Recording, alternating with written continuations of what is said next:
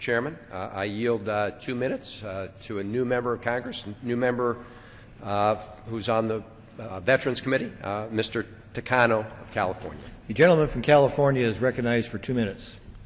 Thank you, Mr. Speaker. Thank you, Mr. Van Hollen. Mr. Speaker, I rise to address the so-called path to prosperity that this body is now debating. I'm struck by the Beltway media bubble that calls this plan bold and its creator, Mr. Ryan, a serious policymaker who isn't afraid to make the tough decisions. My Republican colleagues call this proposal brave and necessary, but I could not disagree more. I don't believe it's brave to break the promises we made to our seniors. I think it's dangerous.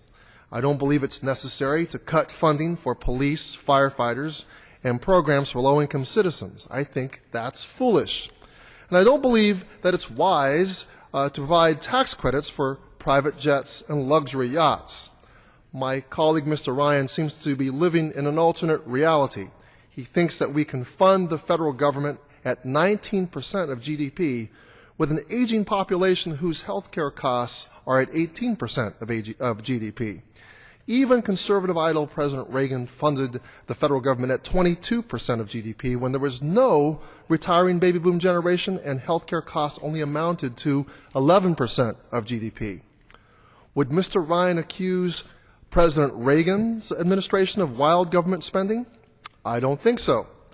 The GOP budget boils down to 3 steps. Phase 1, cut spending. Phase 2, Phase 3, prosperity.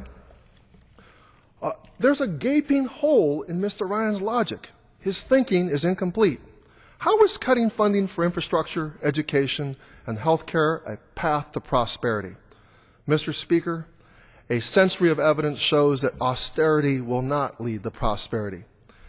Democrats offer alternative proposals that deal with the real crisis in America, the jobs crisis.